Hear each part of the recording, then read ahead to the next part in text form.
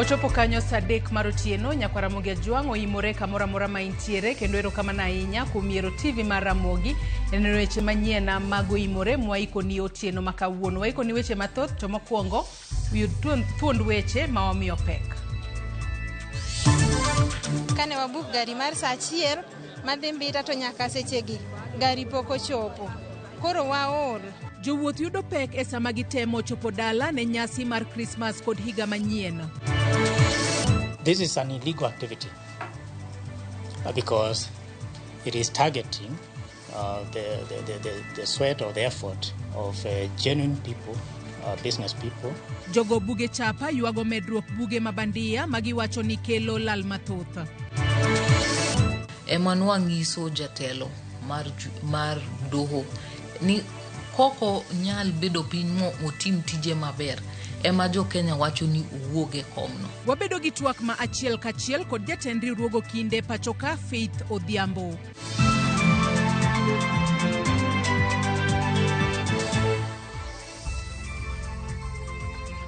Nyakwara Ramogi Ajwang' mago kachiel kod mamoko mathoth e yor adimba arwakini machiegni yie mar mondo mi bed kodwa nyaka e giko mag weche manyien mag oimore. Nyinga Joyce Oduor, jaloko marwa en Belinda Adhiambo. Riwruok mar kembe magoyo buge chapa pachoka koro ywak ni gilalo omenda maromo bilion 2 higa ka higa e lwet jogo magoyo chapa buge mabandia e pachoka. Riwruogno koro wacho ni gitudore kod Kenya Copyrights Board, dul makedo kod mwandu mabandia kaachiel kod bad migao mar obila mar neno ni gitieko chuth tim mar goyo chapa buge mabandia e pachoka. Kodong' mana jumbe 2 kende to iyawo skunde higa manyien, riwruok mar kembe magoyo chapa buge pachoka owuok oko motegno mar kwedo jogo magoyo chapa buge mabandia kaachiel kod jogo mauso buge go. Kagiloso kod ute fwambo kawuono, jakom kamiti makedo kod buge mabandia e riwruogno Kithusi Mulonzia wacho ni goyo chapa buge mabandia en ataro mar chike mapachoka kendo miyo kembe go maloso buge go yudo lal mathoth. This is an illegal activity because it is targeting the sweat or the effort of genuine people, business people who have invested in book production. But more importantly, it's an illegal activity which is an act of economic sabotage. Mulonzia owacho ni jogo magoyo chapa buge mabandia thothne kwepo chulo usuru gino marocho uchumi ma pachoka ka bende giduoko piny rang'iny mar bugegi, gino manyalo kata kelo chochni ne jopuonjre kaponi buge mabandia go ochopo negi. They sell their pirated books at throwaway prices and they never get to pay taxes because they are not doing genuine business. The other problem is that they are compromising the quality of our books, which put the users of these books, the children in schools, the learners, the teachers, and also parents, at risk of using content which is compromised because a lot of features are lost in scanning. Riwruogno wacho ni buge kaka kamusi kod dictionary ema ithorogo chapa mabandia kendo iuso e nengo mani piny. This is a pirated one. It appears as if it's a genuine one, but the genuine kamusi is this one, which has a clear marking at the bottom, Toleo Jipya 2023, right at the bottom. A pirated kamusi is going for around 600 shillings. A genuine kamusi is going for around 1,400 shillings. The pirated one has that there. That image there you can see, and also here. Yeah, so that is the major difference. Kata kamano, giwacho ni gisenono kendo temo menyo kuonde ma iuse buge mabandia ka gikwayo jonyuol mondo bed motang' e seche ma ginyiewo buge. We have already mapped out where these pirates are operating from, and very soon the law enforcement agencies will be dealing with them. So this is just a notification to parents and schools to ensure that fake kamusis like this don't end up in your classrooms. and for parents not to spend your money on this, although it might appear cheaper. Riwruogno koro chiwo siem mager ne jogo mauso buge mabandia ka giwacho ni gisetudore kod migepe mopogore moriwo nyaka bad migawo mar obila mar neno ni otiek chuth goyo chapa kod uso buge mabandia e pacho ka. We are collaborating with the Kenya Corporate Board, with the Anti-Counterfeit Agency, and with the Kenya National Police Service, so that we increase surveillance of this pirating activity, counterfeiting activity. Jatend migawo mar somo Julius Migoso wacho ni gibiro dhi keto apil ewi ng'eto mar doho ewi chenro manyien mar siro somb jopuonjre. Ogamba onyono kar tiende ni sirikal nokawo pach jopiny koluwo e aput manochuog kod jatend piny mondo orang chenro mag somo. Ogamba bende otamre wach mar ni nitiere akweda e chenro mar siro somb jopuonjre kolero ni sani sirikal ni kod nyalo matin ema mono gi chiwo sir e atamalo 80 kaka chon, ka sani nyalo margi nyalo mana chiwo sir atamalo 38 ne jopuonjre.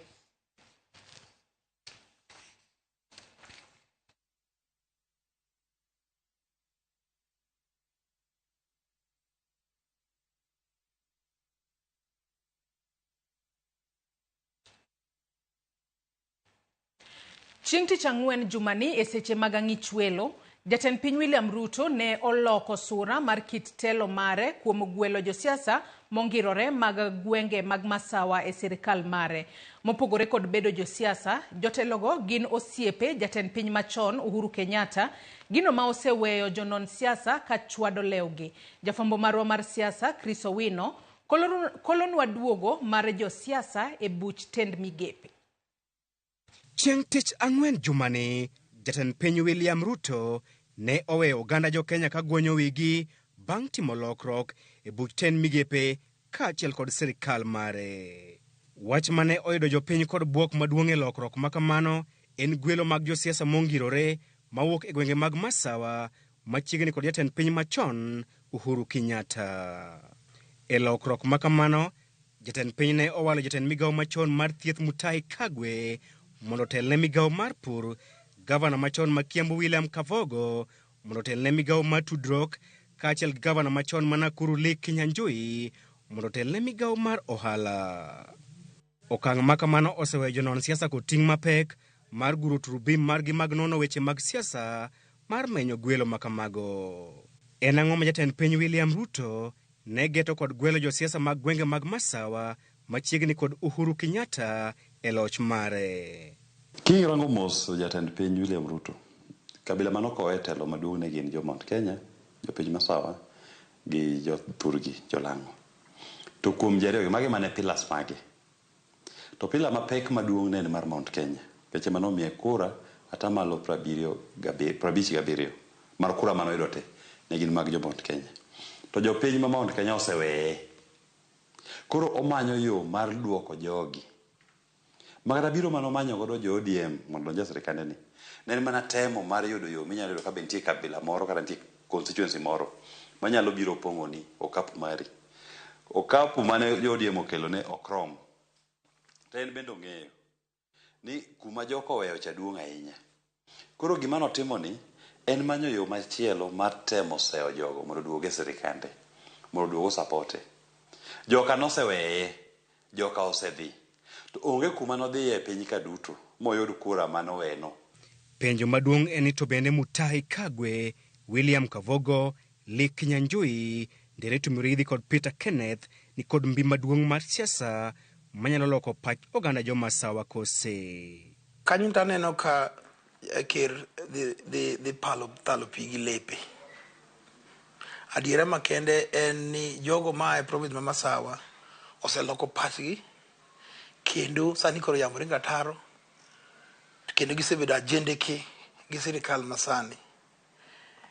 Kendo nikech kiwuoyo oko kacha kata kiwinjo gima giwacho, gimbe giwacho ni kata ker tim manang'o sani tok ginyal gichak gimiyo ombulu. Sani kaka siasa ma Kenya dhi, jogo ombulu monego ker masani William Ruto onego bed ni sero en ombulu mag joluo, jo Abaluya, jo Kisii, jo Turkana to gi jogo ma adho nam chumbi.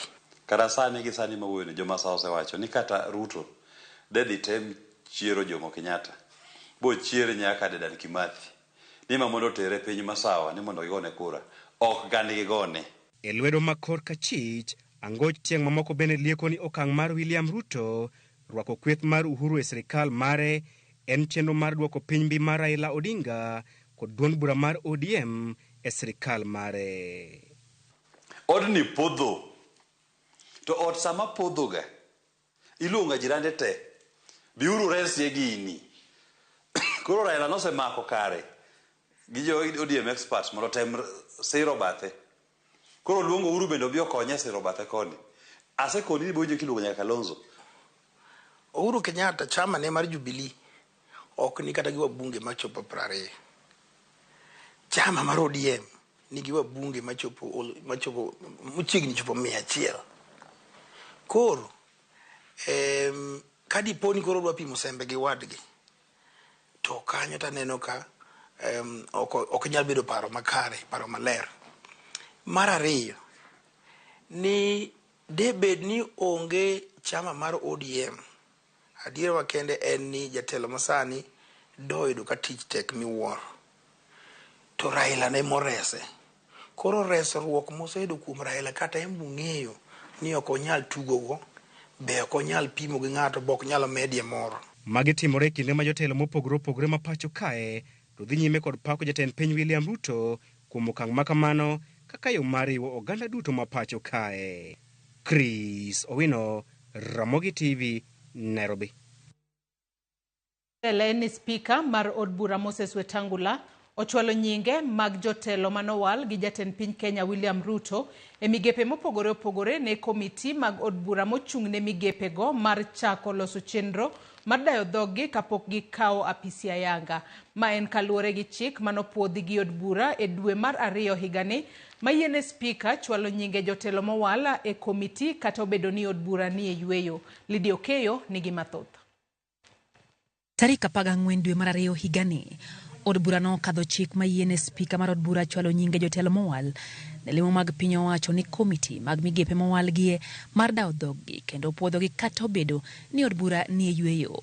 Kaluwore gi chik makama, spika mar od bura Moses Wetangula ochwalo nyinge jotelo manyowal gi jatend piny Kenya William Ruto e lemo mopogore opogore mar chako chenro mag puodho gi. Nyinge mochwal ne komiti mar rango weche mag welo mag jotelo gin kaka Mutahi Kagwe mowal kaka jatend migawo mar pur, Leke Nyanjui mowal kaka jatend migawo mar ohala kod William Kabogo mowal kaka jatend migawo mar tudruok. Nyinge mochwal ne komiti mar weche lweny ng'ado rieko kod tudruok pinje maoko gin kaka Margaret Nyambura Ndung'u mowal kaka High Commissioner piny mar Ghana, Dr. Andrew Karanja mowal kaka jambetre mar piny Brazil, Ababu Namwamba mowal kaka jachung' mar UNEP kod Nur Gabo mowal kaka jal mabiro dhi tawo chenro mag Kenya e piny Haiti. Nyinge mochwal ne komiti marango weche jotije ma pachoka gin kaka Mary Kimonyo mowal kaka jalup jakom duol mar apis marango jotije piny owacho, Harun Hassan, Monamaka Amani, Francis Meja, Irene Cherotich, Boya Mulu, Joanna Ndisi kod Francis Otieno duto mowal kaka jokanyo e duol no.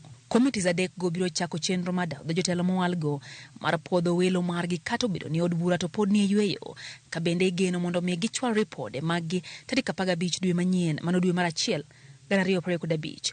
Bang'e spika biro luongo romo mar jod bura kama gibiro twakie e wi ripode mochwal go. Lydia Okeyo, Ramogi TV. Jatend migawo mar arita Kipchumba Murkomen osingo ne jo Kenya arita makare e kinde nyasi mag sikuku. Kane wuoyo e nyasi mar arus moro e Tonga Mamuoroni gi Kipkelion, Kipchumba owacho ne gidhi rido arita e gwenge te e kindegi. Bende okwayo jopiny mondo obed motang' kendo kik gitim nyasi asasa makelo negi hinyruok kaka ochiwo ranyisi gi derepe mariembo komer.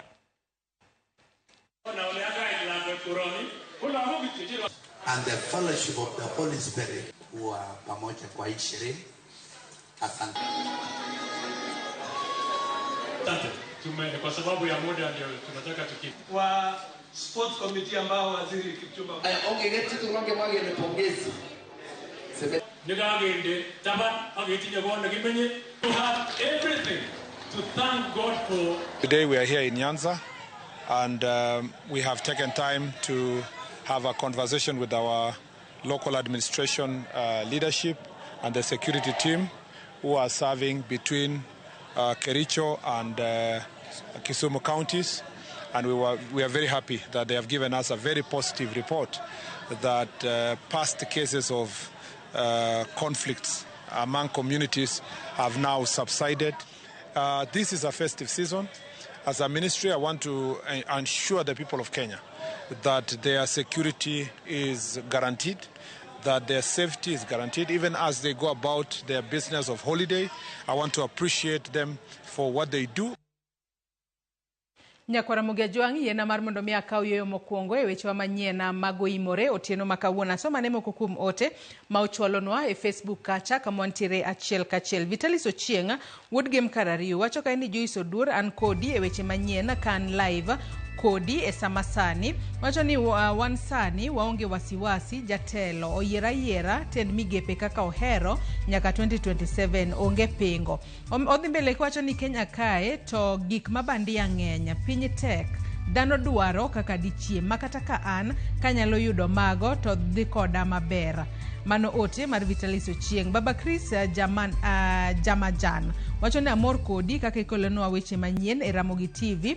Standard Man bende wacho ni Ramogi neno malera mano Jojo Uma ka entiere Rutek.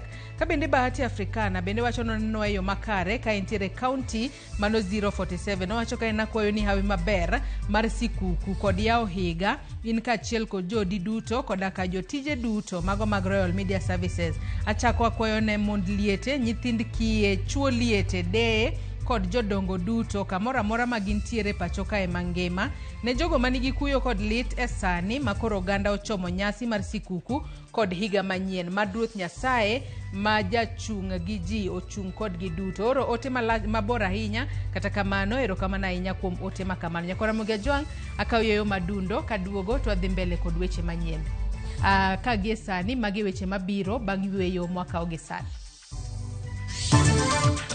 Wang'iyo kaka higa osebedo e wang'o kinde mapachoka. Royal Mabati Factory Limited. Sani wan kod yor chudo ma itimo mos. Chul deposit mar atamalo 40 mondo wakoni mwandu ma inyiewo kodwa odiechieng'no nyaka kama intie.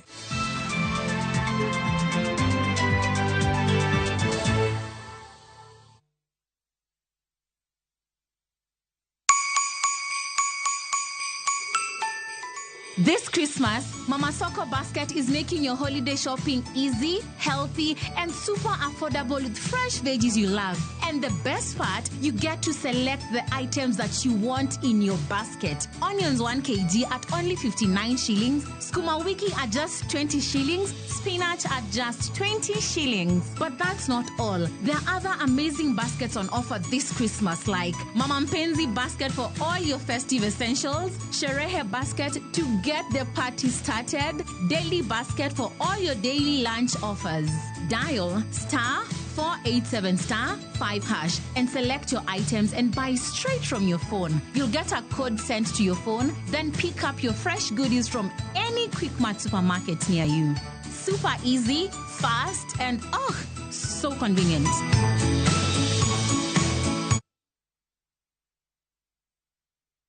Chrissy Moments ni kumake memories za nguvu, kueneza furaha, kushirikiana na familia na marafiki na kuinuana. Chrissy Moments ni kuja pamoja, kujuliana hali na kumake memories. Equity iko hapa kujenga hizi moments za Chrissy. Tuma pesa from Equity to Equity for free. Lipa kwa Equity Till au na Equity card yoyote for free. Cha kupendeza zaidi, tuko na deals moto za kuchangamsha Christmas yako.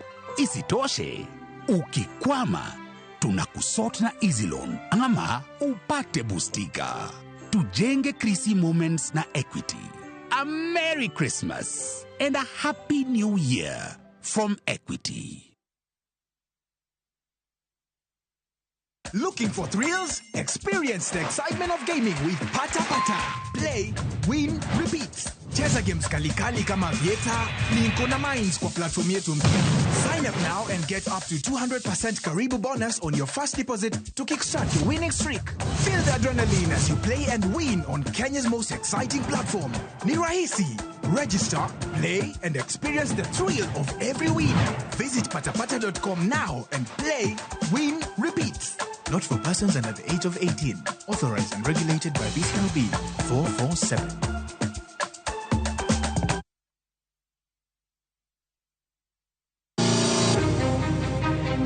Ndiga humbe ne olak kaka yor kojo wuoth. Kata kamano, lony mar piny olonyo kon ndiga e sekta mar ngware. Achako riembo ndiga 2006.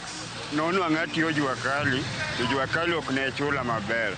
Kendo rwako apiko masani olak e bombe kod gwenge. Ndiga, ok ane ka apiko ditieke. Jo ndiga ni kanye. Bende moko pod nyono nyange. Ndika ni to ok wapiem gi ng'ato. Enena ni koro ndika ni inbe kiwuok, japeng bende wuok, kila ng'ato timang'o oyud mare. E sigana makende, Millicent Adhiambo menyo jogo mapod oniano, kendo timo tij ngware mar ndiga. Kete mana e Ramogi TV.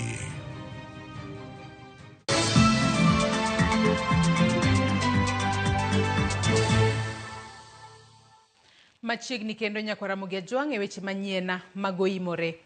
E kinde ng'anyo mag Gen Z dwe mar auchiel higani mar 2024, jopiny moko ne oyudo thuolo mar ng'eyo Faith Odhiambo, ogai mar riwruok mar Okinde LSK maber kalure gi tich mane otimo. Oganda moko ne opuoye kuom tijno, ka moko ne odong' ka hum nono ni to chir mane onyiso ne owuok kanye. Cleophas Oluoch ne oyudo thuolo mar goyo mbaka kod Faith Odhiambo, kendo miyo wasigande kaka higani mar 2024 osebedo ka oneno e tong' wang'e.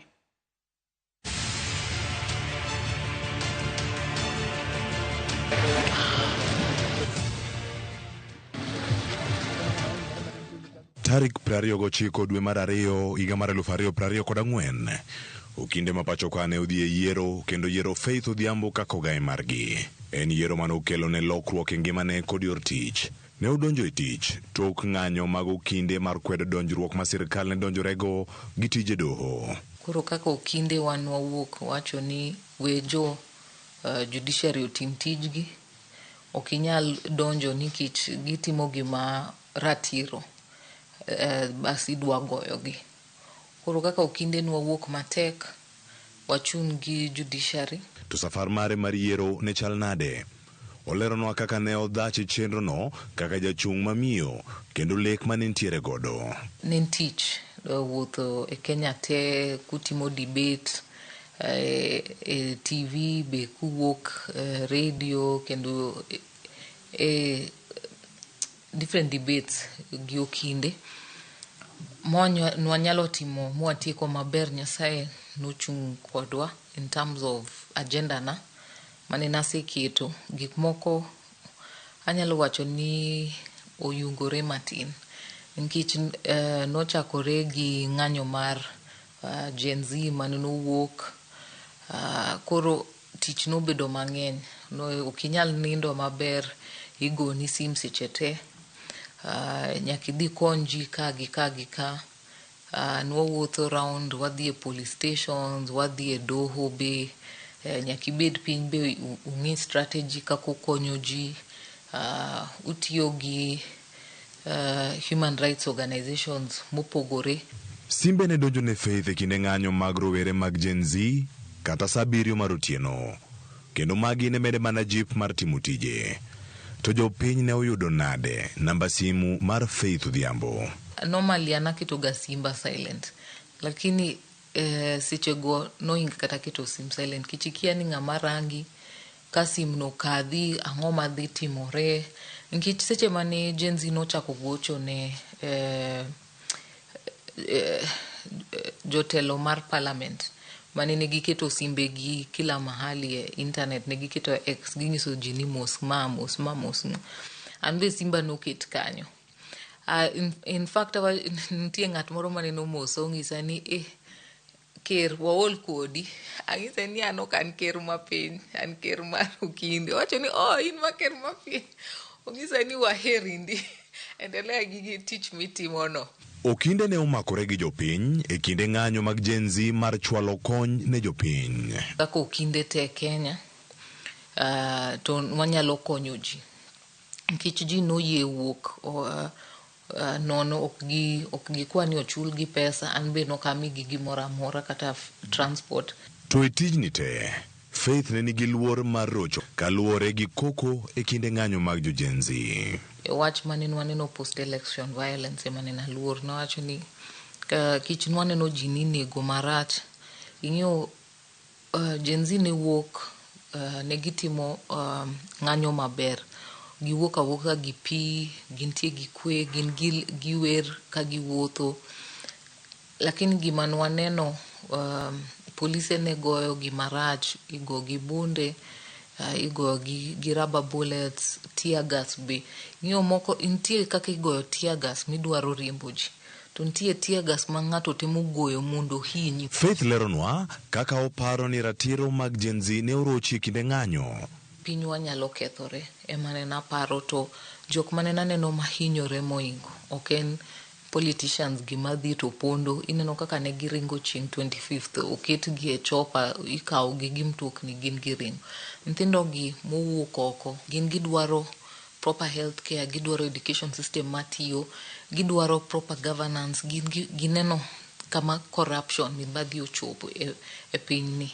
To giwacho ni nyakwa lokre kaka gik moko timre e pinywa ni, gin giwuok awuoka gi kwe. Doho ma pachoka osebed ka iseyo kuom chilo mar mibadhi. E higani, Faith leronwa ni osebedo ka omedo jiwo tend doho ma pachoka mondo mi oti gi ratiro.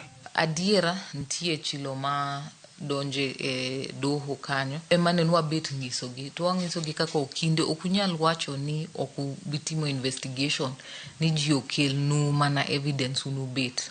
Choni tij Judicial Service Commission apart from timo promotions, tiju en be timo investigations mondo ng'e jok matiyo ka be gitimo gik moko kaka chik dwaro koso gitimo nyim chike. Ng'ato ok nyal, ji ok nyal complain, yudo 10-20 complaints judicial officer achiel tu wacho ni mano onge gimoro. Nego upenjru ni en ang'o momiyo ng'atni kende ema ji penjo mang'eny gi. Nego tim proper investigations mondo bi ong'e adiera. Ema nwang'iso jatelo mar doho ni koko nyal bedo piny motim tije maber, ema jo Kenya wacho ni uwuoge komno.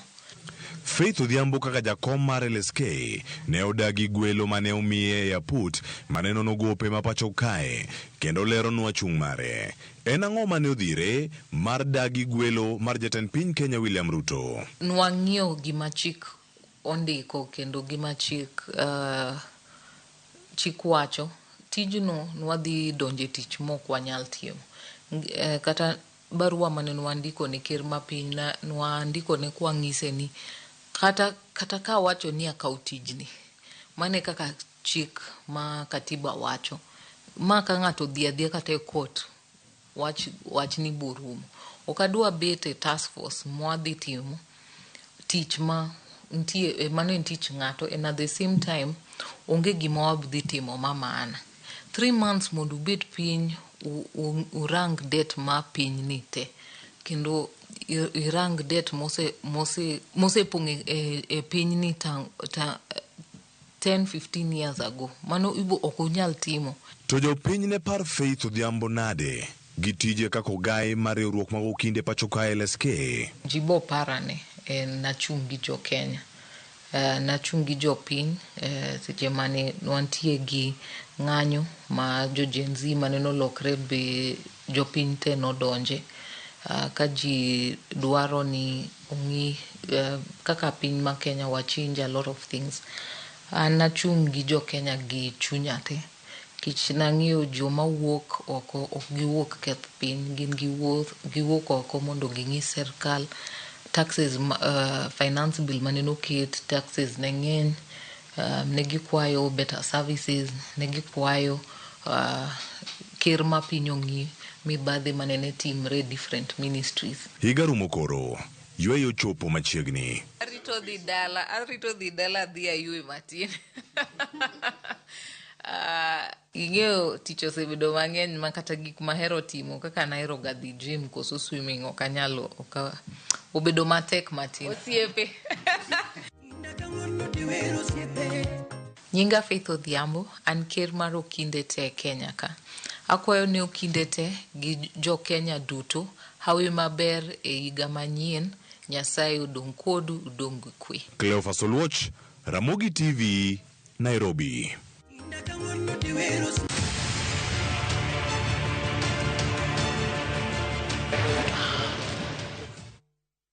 Nyakwara Mugia Jwangi kanyo yiena mar mondo mi akaw yoyo mar ariyo e weche manyien mago imore kata kamana asoma ne ote machuo kama ochwalonwa. Brian Omulo wacho ni an Brian Omulo mar Omboga Ramogi TV neno maler aduwa. Mako Juanga David Omondi Janyakach Nyabondo Ramogi TV wacho ni oneno winjore maler. An siasa ma Kenya kae ani osesanda ma okagomb wuoye kendo rito 2027 ibiro mana yuaya gi ng'or ni adhi abul kucha. Erokamano ahinya kuom ote makamano. Ote machielo mano brother Favor Joel Onyango Duor wacho ni hello Ramogi TV kaka pile ana wendo Korina jamna buge to abiro mana nyieo manengo ne yoto wada nikech samoro wakia wan ka gi minwa Judith Babana Nelson kod brother David. Quick recovery ne brother Samuel Oduor Auromos mar Christmas ne wuonwa mano wuon Helen Joshua Ogot kod min ode Nyaroko Chenya. Arwako gi e chokruok kiny Jumapil. Nyakwara Mugia Jwang med kete e Ramogi TV wakaw mana yueyo madundo gi sani ka waduogo to mae wach ma kata mae report mabobedo kwa keloni. Onagi okwa mondo donje riwruok gi jowetegi. Royal Mabati Factory Limited. Sani wan kod yor chudo ma itimo mos. Chul deposit mar atamalo 40 mondo wakoni mwandu ma inyiewo kodwa odiochieng'no nyaka kama intie.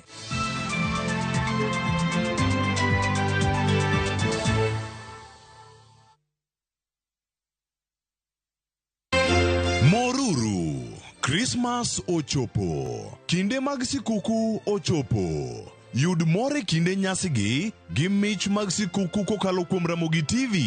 Inyalo bedo jaloch mar siling' 5,000 pile ka pile. Chakre tarik 16 nyaka tarik 25 dweni mar 12. Sikuku yot. Mokwongo, ket wang'i Ramogi TV to QR code biro nenore sa asaya. Kaito, scan QR code no. Ibiro chopo e Citizen Digital. Kendo duok penjo ma openji. Kendo, ng'at mano kwong chiwo duoko makare biro yudo siling' 5,000 pile. Mano kaka wakelo ni more kinde ni.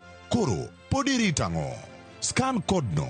Jibambe ikrisi kod gik mabeyo mag nyasi kwa Ramogi TV.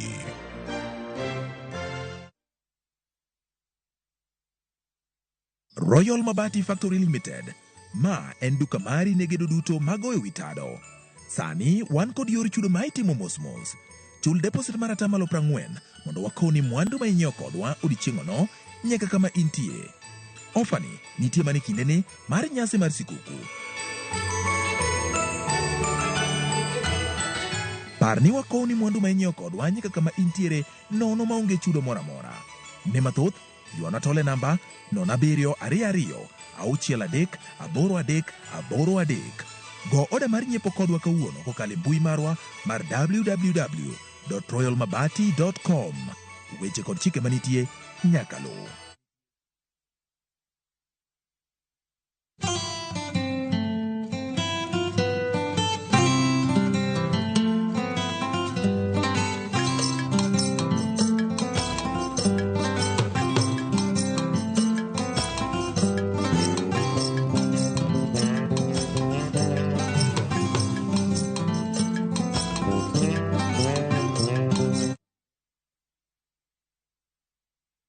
Explore Vietnam's beauty with View Travel.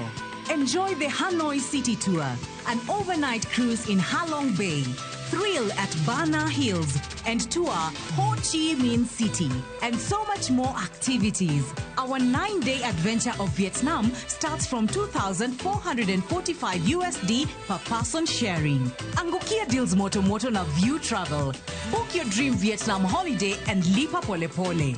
Visit viewtravel.com or call and WhatsApp 0703 254 254. View Travel. Dream, explore, discover.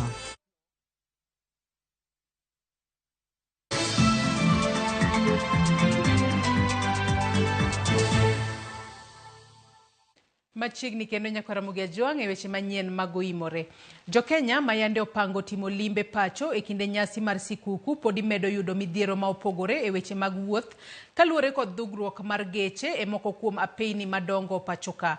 Jogo machano dhi dala koro chuno mondo ochul omenda makore chwe kendo rito mtokni kuom kinde malach. Wach masani omiyo moko kuom jowuoth nindo nyaka e tesende mag chungo nyamburko eka giyud thuolo mar dhi pacho. Jafambo marwa Cynthia Onyango ni kod ler.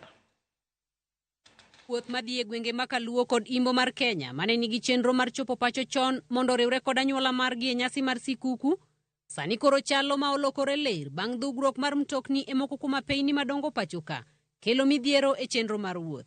Wach makoro kelo pek kendo chuno moko kuom jowuoth rito nyamburko kuom kinde mohewo seche 6. Tulikuwa tunafaa kwenda na gari ya saa 2. Tumesubiri hadi leo, sasa tujui nini mbaya. Tukiulizia tunaambiwa ati kuna jam. Tunangoja tu, hatujui.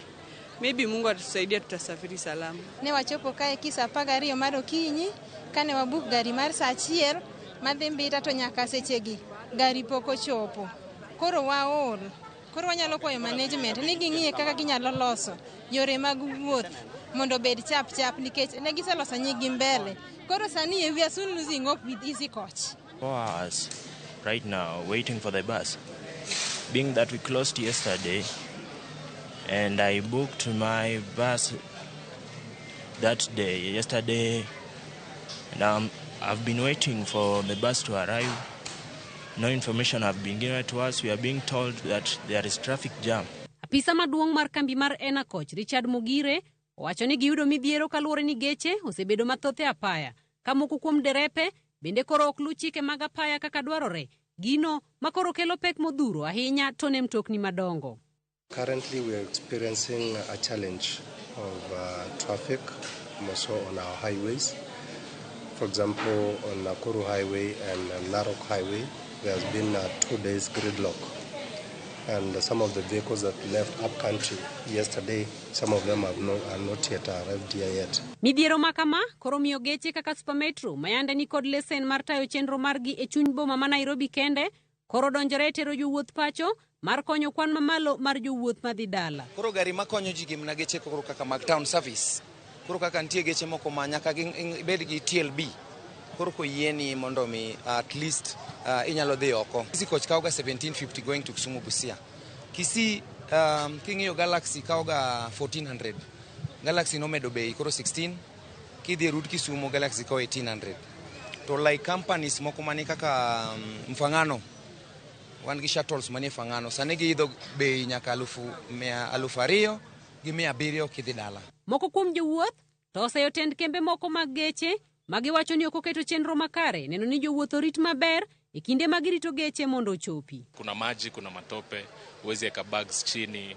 Angalia pia vile huku kuna kaa. Unajua sini wa Kenya, we believe our taxes should do something in this. What I'll advise Easy Coach is that they should have a customer care whereby they can actually reach out to people. Like there's a lady here who has a back problem and she's been here for almost 4 hours. Kaka okang' mar temo kedo gi midhiero gi, kembe geche mane waloso godo owacho ni gisekawo okenge ma opogore mar neno ni jowuoth obedo gi safar maber.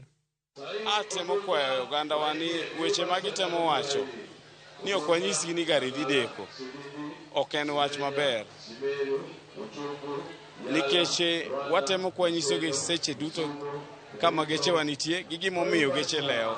We have got a very well furnished waiting lounge that can accommodate the mothers with the children and the people who can always, and the disabled. Each and every vehicle a customer gets complimentary water, and our buses, mostly the buses, have 2 drivers. So when one is fatigued, maybe in the gridlock, there's another one to help. E kinde ni mar sikuku ma jo Kenya mathoth dok pacho riwore kod anyuola margi, kwayo maduong' en ni sirikal mondo konga peini madongo pacho ka. Kendo ket chike ma ok gin mana chike, to gibed chike manyalo rito apeini go. Cynthia Onyango, Ramogi TV, e chuny boma ma Nairobi. Komiti ma ochung' ne rango chenro mag dongruok ma piny owacho mamalo timo e gwenge mag Nyanza oyango ni thoth dongruoge ma sirikal timo e kaunti ma Homa Bay gedo maggi osechopo e atamalo 80 kendo ibi yawgi ayanga dwe mar adek higa manyien mondo jopiny ochak winjo bergi. Kaka ripota marwa e kaunti ma Homa Bay Alia Beach lero, komiti no bende okoni sirikal tiyo gi omenda ma ok tin ne bilion 15 e chenro mag dongruok ma opogore e kaunti no. Ne ochako chenro mag dongruok mopogore e kaunti ma Homa Bay magedo magi dhi nyime gidwaro maneno ni dongruok ma sirikal timo e gwenge mamoko bende ochopo e kaunti ni mar bero ngima jopiny. Moko kuom chenro mag dongruok ma kamago oting'o gedo mar orofa mar Adhai e mbalariany ma Tom Mboya momonyo bilion 1.2 kendo oting'o klese mag jopuonje kod apise mamoko, gedo mag ute ma nengogi oyueyo, bero paya manitie e boma ma Homa Bay, gedo mar chiro mar rech manyasani e dho wath ma Koginga ma omonyo milion 345. Jodito mag sirikal ka otelnegi gi direkta mochung'ne chenro mag dongruok ma piny owacho timo e gwenge mag Nyanza kod Imbo mar piny Kenya Silvans Osele mane otimo limbe chenrogo okoni sirikal tiyo kod madirom bilion 15 e chenro ma kamago kendo thothgi biro tieki kochopo dwe mar adek higa manyien. Dealing with a total of approximately 15 billion ongoing projects, which all of them are actually above 80% save for the road projects. Affordable housing project is 227 million. 2 individuals have already paid for their units and some have done the bookings. The Paya in Homa Bay is at 72%. The fish market is at 89%. Tom Mboya University is at 90%. And that's why we said we are anticipating that the Homa Bay County residents by around March will be having several keys handed to them by the national government. E gwenge mag Suba ma jopiny osebedo kaneno pek e weche mag wuoth, bende sirikal dhi nyime kod chenro mar gero apeyni madongo mabiro konyo jopiny e alworano. Apaya go ting'o mano mawuok Mbita to dhi Magunga kendo chwe nyaka Sori mabor mare romo kilomita 74 kod mano mar Rusinga Ring Road magedo magi dhi nyime. The Rusinga Ring Road and the progress is commendable. We have already achieved it. Rusinga Ring Road is in 3 packages. There's a package for 3 kilometers. So far, they have already done 2.3 kilometers. And according to the timelines that they were given, they are supposed to finish that section by 30th of January. And we have verified and can confidently confirm that that section will be handed over by January 30th. So then we have another section of package 2 and package 3. Each is 8 kilometers. Substantially, they are also at 69%, and the other one is at 60%. Mbita, Sindo, Magunga, Kiabuya, Sori, a stretch of 74 kilometers. A mega project covering 3 sub-counties. We have got the Suba North, Suba South, and part of the Sori, which is in Nyatike sub-county. Komisona ma Homa Bay Moses Lilan wacho ni chenro mag dongruok mopogore ma sirikal mamalo timo e kaunti ni thoth gi gedo mag dhi e yo mowinjore kendo idhi tiegi mapiyo mondo jopiny ochak winjo bergi kane onyiso wegorak matimo tijego mondo kik yule tich. Many or all the programs that have been initiated in Homa Bay, be they water projects, infrastructure projects, road projects, I can confirm that they are all on schedule. They are within the time and the cost that was envisaged. Of course, apart from a few that we had isolated today for status verification. All the contractors who have been awarded contracts, by the national government in Homa Bay, they have to work to the best that they can and to deliver quality works. Alia Beach, Ramogi TV, Homa Bay. E sechegi ma oganda mathoth bago nyasi mopogore mag loro higa, onagi manie bombe mopogore imedo jiw mondo mi odonje riwruoge manyalo jologi korka weche dongruok kaachiel kod ohala. Magi ne owach e romo mane obagi gi riwruok mar onagi manitiere Mshomoroni midendo ni Lumo, mabende koni gimor gi okang' magisegoyo nyaka ne gichak riwruogno. Joja oko gi ler mathoth kowuok Mombasa. Ne en mor miel chiemo kod math e nyasi mane obagi kod riwruogo nagi midendo ni Lumo mantiere Mshomoroni e od bura ma Kisauni, Mombasa.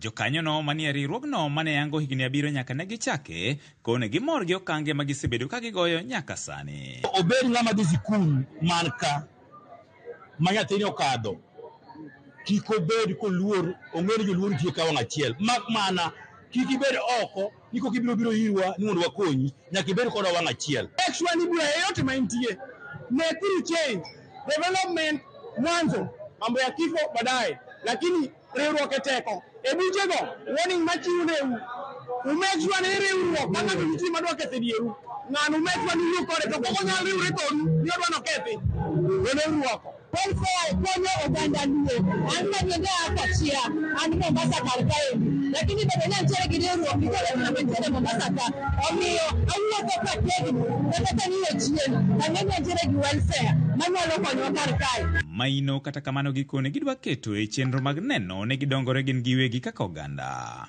Ma ema gikone biro tieko dhier makidek kwakogi ka gin e boma. Kawuono ne waloro higa ne wane shere malo higa ok mana shere kende to wabiro mondo washerekea development mosabedogo.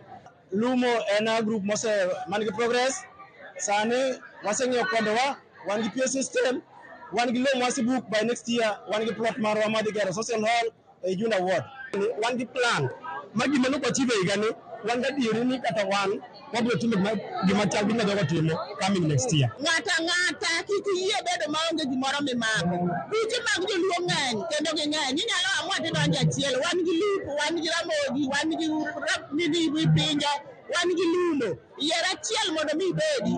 Beatrice Gambo mane en wendo mogwele nyasi no ne opako nagi kuom biro kanyakla kendo loso gi duol achiel gino mokone nyalo tego gi korka weche mag siasa kata kopogore gi dongruoge magitimo. Wipinja is here, which is another welfare. Kogalo is here. Kismio is here and many others, you know. That also shows you that even the other welfares are all coming together to speak in one voice. And for me, that is the beginning of great impact in socio-economic development among the Luo community. Chakrena denje Lumo, tani angiga de Lumo. Lakini amor, onge bura Mombasa, manyalo bedo gi mor ilani. Daer kwayo joluo man Kisauni. Ni gibi wariwre nikech kata sani kan wariwre gi buche moko. Magi timore seche gi mathoth riwruoge bago nyasi mag loro higa kendo rango kange magisegoyo mar chopo lek mekgi. I would like to urge other communities to borrow a leaf from the Luo community and the love that they have. They work hard, they invest hard, and they dance hard. Aduko na Nyasaye kamano ni mine nyalo to mogik gima Nyasaye otele ok nyal kethre. Jolumo, God bless you, Happy New Year and a Merry Christmas.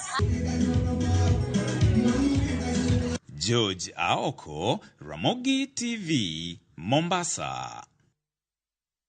Kwa Ramogi Jwangi ripota mar George Aoko kowuok e kaunti ma Mombasa madwani wadhigo de yweyo machielo weche manyien mago imore to mae mabiro bang' yweyo mwaka ogisani. Alap tuke mambita imoyo omena kar mondo goe tuke. Royal Mabati Factory Limited. Sani wan kod yor chudo ma itimo mos. Chul deposit mar atamalo 40 mondo wakoni mwandu ma inyiewo kodwa odiechieng'no nyaka kama intie.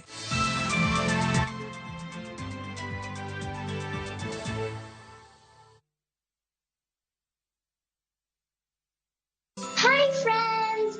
This Christmas, let's make it special by being kind. Always respect your parents and elders. They do so much for us.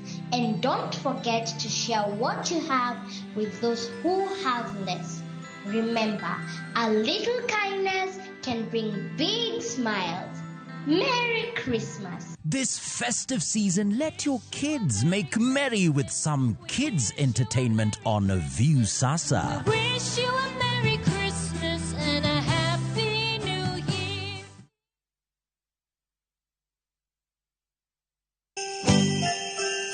Amaso nyithindo, bende iseikori ne higa man gi mor mang'eny. Joie dans le monde, Noël est venu, sur toute la terre. kodwa e nyasi mar Christmas. Wabiro loso gik mabeyo ma ng'ato ka ng'ato nyalo tereyo. This is our Xmas tree. Kendo we anyisie, wabiro bedo gi limbe mar Santa. Ho, ho, ho! Merry Christmas! Omiyo, luongo osiepeni mondo iikri ne odiochieng' mopong' gi mor mang'eny. Wada tedo chiembe Christmas mamit ahinya. Yaye, watem mondo Christmas ni obed maber molo e higani. Hip, hip, hip, hooray!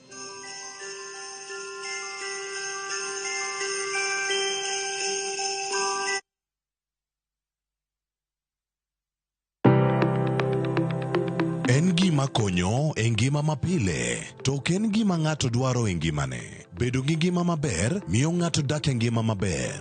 Kapok achopo kama dhi osiptal ma miya yath, ang'o manyalo timo. Riwri gi Ruth Otieno e penj laktar, ka wakelo ni paro mag jolony, paro mag reso ngima ji, kod sigendni majiwo ji. Sickle cell en tuo mawuok kuom jonyuol.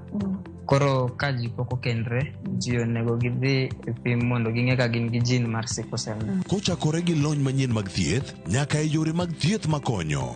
Wan gi gik moko duto madwarore. Ka iwinjo ka kiwuotho to kawira maki, wi bari seche te, idhi adhi osiptal wacho ni an adwani mondo kawuono pima remo. Penj laktar. Wuok tich nyaka tich abich, saa 12 odhiambo. Mana e Ramogi TV.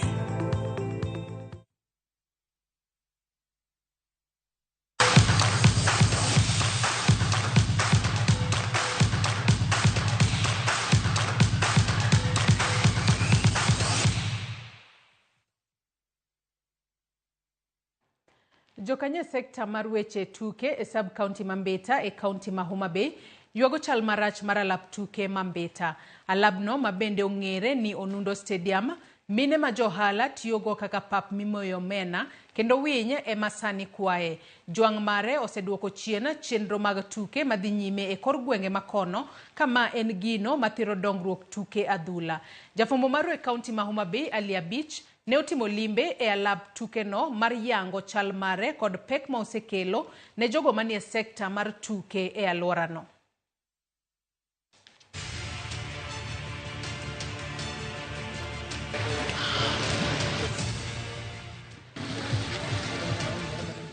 Alap tuke Mambeta ma yudore kachur bura ma Suba North, ma bende ong'ere gi nying mar Onundo Stadium, en alap tuke manochaki higni mathoth mokalo, kendo en alap mar tuke achiel kende mar jopiny ma yudore kar chung'ud bura no. Kata odoko ni en alap mar tuke mowinjo bende konyo ji weche mag tuke, ka achiel kod konyo jiwo talanta mag rowere alwora no, to chal marach kendo kelo kibaji maduong' ne jokanyo e sekta mar weche tuke, mawacho ni sirikand kaunti ma Homa Bay ojwang'o pawni. Onundo Stadium ka e kama achake katin, and pawni osebedo kama for higni mang'eny.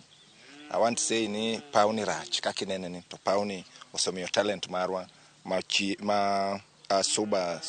Suba North odok piny kabisa, nikech kae kuma jotugo madongo dongo ae. King'yo Blackberry waka, king'yo an gi nyako moro sani ni France iluongo ni Lilian waka, to pap chalo mana kama, pok olose. And I want to say ni our leaders, especially from grassroots level, osenindo because okaginyal biro kama dogilos no pawni. Wakwayo ni pawni kolosi to en asset kendo nyalo bedo kama konyowa kabisa, especially kubedo fenced maber, then wabedo gi shade, then wabedo gi choche. King'iyo pawni kata sama wuoyni waonge cho, idwa goche sani they are charging 5,000. Koro pawni kata kinene ni charge 5,000, en gima it is so painful. Alwora mar alap tuke ni ochido, kendo kata mana chope minyalo tigo e kinde mag tuke bende onge, ka bedo ni ojwang'e, omiyo mine ma johala thuolo mar moyo omena e pawni, kendo winye makwae, ka bende jopiny oloke yo magiluwo nikech ok ochiele. Iwewa ni ma en madala mar ng'ato. Sama ochiel kama ber, kata county government nyalo yudo pesa. Kisama ong'ad gate ka, the county nyalo yudo pesa ma inyalo chulgo kata mana joma nitiere. But king'iyo kata bathe kacha, chomoro ni nitiere kacha, chono yugno ma kata kidonje sani kalore kaka obedo fence. Ong'ere kaka inyalo donjo kanyo mikonyri. Koro kaka ineno stadium kae mosano lokore yo, kae mitime gima moko gikutino, kae mitime driving, kae miyudo ka ji oloko nyaka lodging. Jokanyo e sekta mar tuke wacho ni bedo ni ojwang' pawni osemiyo achudhe moko thuolo mar chako yako lope moko manitie bath pawni. Pawni wan gima owinjo bed ni timone sana en owinjo bed ni chiele. Pawni ne duong' nochopo e gorofa cha, nochopo to gorofa ni, nochopo toke kocha cha. To kinene sani odhi modiye jomoko grab lands mantie toke kanyo. Na kinge history mar pawni iluonge Unundo Stadium. Unundo Stadium ne the late Unundo. Unundo said very well kane wan kaka mane pap giken kechen mano ochiwo pap by then igni mokalo kane pod wantie ka wangima. So wak inyalo chiele, kose chiele wabedo gi gates, then wabedo gi shade, then we are just good to. Giwacho ni bedo ni alap tuke ni racho oseduoko chien chenro mag tuke kor gwenge makono kendo osebedo ka chunogi mondo gikwa pewe manitie skunde mopogore e kinde magin kod tuke ka gidwa ni mondo sirikand kaunti ma Homa Bay kod jotelo makono omanye yorego eko minyalo losgo pawni. To my public stadium ma wan godo en achiel kama Mbita mangima en mana ma moko goduto gin akwayo Polytechnic mar Usinga wakwayo Mbita High School wakwayo ogin mawa gilosnwa pap mondo jotugo odongi. Goals mineno kawuono chalo ni nyien ka kawuono gi ng'amo ketonwa gi en Milio Odhiambo. Goal post gi konyowa yes, but the status mar pap ok oyie ne standard football mondo goe. Pes sirikal mar jopiny molok dokor ka sport mondo chop muolo ka olosnwa pewe. Sirikal mokalo noketo tenge pesa. Oket tenge more than twice ka pesa igolo to ngi motime pawne. Kata na sirikal mantie kawuono nyocha noketo pesa ne pewegi pok waneno kuma gima pesa notimo. Wakwayo ni Ministry mar Sports osenindi tich nyaka ne gidonji tich. We have not felt them. Wakia kata kabe ongi Ministry mar Sports. Jatend migawo ma ochung'ne chenro mag tuke e sirikand kaunti ma Homa Bay Sara Malet ne okoni giseketo chenro mowinjore mar loso lap tuke ni rang'eny mowinjore. Wa classify kuonde wa mag tugo. Wantiere gi stadiums ma luongo ni regional stadium. Kanyo oting'o Unundo, oting'o Nyakiamo, oting'o Gor Mahia, oting'o Kendu Bay Showground. Kendo gin tiere CIDP gin e plan wa mondo wa develop gi. Sane mapoko chopo because wa believe ni watimo gimoro achiel waweyo kaber kok wadhi machielo. Kane pok watieko Raila Odinga Homa Bay Stadium ne ok wanen tiende chako machielo to mabe waweyo kanyo kaninus. But sani koro waseneno ka wadhi tieko Raila Odinga Homa Bay Stadium kendo plans wa mamoko en ni regional stadiums wa nyaka wa develop. Alia Beach, Ramogi TV, Homa Bay.